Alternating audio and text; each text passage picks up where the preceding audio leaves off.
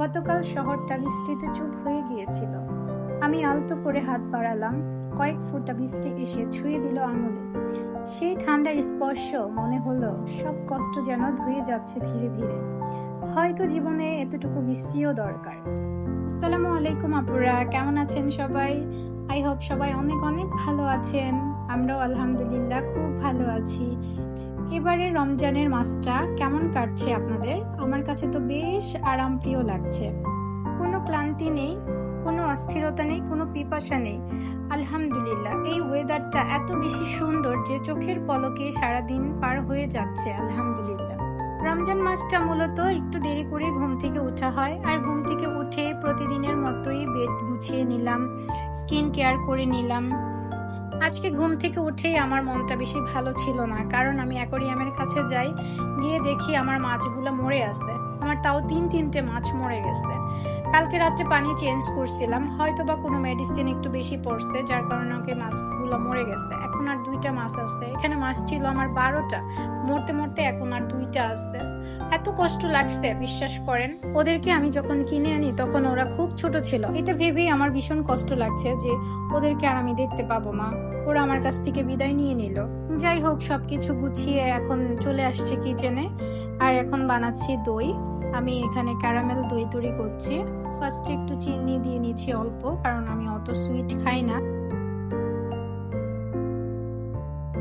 আর আমি ক্যারামেলের মধ্যে দুধটাকে দিয়ে দিলাম। এবার দুধটাকে একটু ভালো করে ফুটিয়ে জাল করে নিব।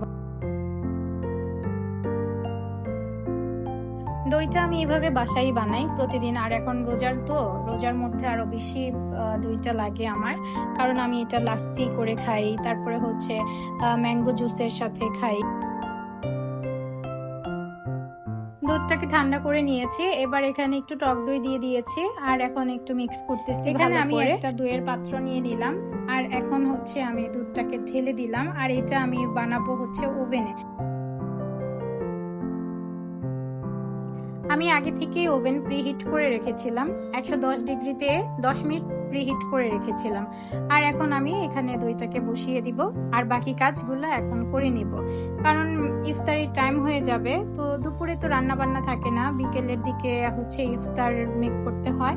তো আজকে ওভাবে কোনো ঝামেলার আইটেম করব না। আজকে যা করব সব ঝটপট করে ফেলবো। আজকে ট্রাই করব বোম্বে সুইটসের আলুর ভর্তা। এইটা তো অনেক ভাইরাল হয়েছে, আপনারা দেখেছেন। তো আমি এটা আজকে ট্রাই করব। আর এখানে প্যাকেটে সবকিছু দেওয়া আছে, সব উপকরণ জাস্ট মিক্স করতে হবে। তো প্যাকেটে সব উপকরণই দেওয়া আছে, আর এটা দিয়ে আমি মনে হয় এই আলু ভর্তাটা ট্রাই করতেছি একদম সবার লাস্টে। আর কারা কারা এই আলু ভর্তাটা ট্রাই করেছেন অবশ্যই কমেন্টে জানাবেন।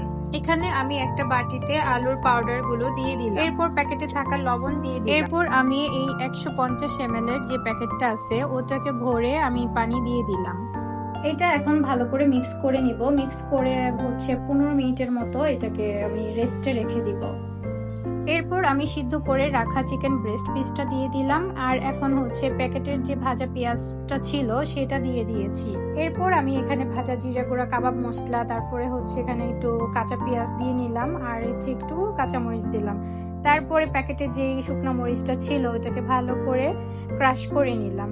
আর এটা কেমন যেন ড্রাই হয়ে গেছে, আমার মনে হয় আর একটু পানি লাগতো। তারপরে আমি এখন একটা ডিম ভেঙে নিব। এখন এখানে সামান্য একটু লবণ দিয়ে ডিমটাকে ভালো করে মিক্স করে রাখলাম। তারপরে আমি এখানে ব্রেড ক্রাম্বস দিব, আর এই ব্রেড ক্রাম্বসটা হচ্ছে দোকান থেকে কিনে আনা। এরপরে আমি ভর্তাটাকে হচ্ছে আলুর চপের শেপ দিব, যেভাবে আমরা নর্মাল আলুর চপ বানাই, কিন্তু এটার ভেতরে আমি একটু চিজ দিছি। আর এটা এমন ড্রাই হয়ে আসছে, আমার ডোটা তৈরি করতে মনে হয় আর একটু পানি লাগতো, কিন্তু ওই যে প্যাকেটটা দেওয়া ছিল 150 ml পানি লাগবে, তো আমি 150 ml দিছি, কিন্তু অনেক ড্রাই হয়ে গেছে। এরপর আমি একে একে সবগুলা চপ এভাবে বানিয়ে নিচ্ছি। ভিডিওটি যারা দেখতেছেন তারা লাইক কমেন্ট করতে ভুলবেন না, আর নতুন হলে পাশে থাকবেন। সবাই ফুল ওয়াচ করবেন। যারা নাকি ভিডিওটি সম্পূর্ণ দেখেছেন তাদেরকে অনেক অনেক ভালোবাসা। এরপর আমি সবগুলো চপ এখানে বানিয়ে নিয়েছি। এরপর আমি স্যান্ডউইচ বানাবো। তো স্যান্ডউইচের জন্য এখানে আমি চিকেন ব্রেস্ট পিস নিয়ে নিয়েছি। আর আমার এই বাসার তৈরি স্যান্ডউইচটা এত মজা হয়, আমার বাচ্চারা খুবই পছন্দ করে। তো এখানে সব মশলা দিয়ে দিলাম, দিয়ে এটাকে ম্যারিনেট করে রেখেছি প্রায় 20 মিনিটের মতো। এখন আমি চিকেনটাকে ভালো করে ভেজে নিব। এখানে ভাজার জন্য আমি অল্প একটু অলিভ অয়েল দিয়ে নিলাম। এরপর আমি চিকেনটাকে এপিট উপিট করে উল্টে ভালো করে ভেজে নিব।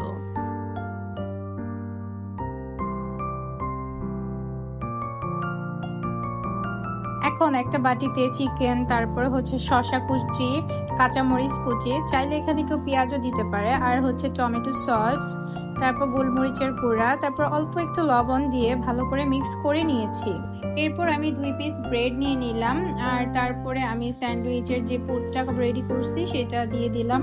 আর এই স্যান্ডউইচটা খেতে খুবই মজা, বাসায় খুবই সিম্পল ভাবে এটা বানানো যায়, তাই আমি এটা প্রায় করে থাকি। আর আমার বাচ্চারাও অনেক পছন্দ করে। আর এখানে আমি চিকেন চপটাও ভেজে নিয়েছি। এখন আমি ফ্রুটস কেটে নিব। আর আমার অলরেডি এত লেট হয়ে গেছে, আমি প্রতিদিন কিচেনে আসি, জোহরের নামাজ পড়েই আমি কিচেনে চলে আসি, কারণ আমি অনেক স্লো কাজ করি, যার কারণে নাকি আমার ইফতারের আগ মুহূর্তে অনেক তাড়াহুড়া পড়ে যায়। তারপরেও আমি কাজ কমপ্লিট করতে পারি না। আর যতই তাড়াহুড়া করি না কেন, আমার দেরি হয়ে যাবে, কারণ আমি হয়েছি লেট লতিফ। আমার মতো এরকম আনাড়ি কে কে আছেন কমেন্টে জানাবেন। ভাগ্যিস আমার আম্মু আমার সাথে ছিল, আম্মু বাকি কাজগুলো হেল্প করছে, না হলে পরে আমার ইফতার করতে করতে এশারের আজান দিয়ে দিত। এখন আমি ফ্রুটস গুলা কেটে নিব।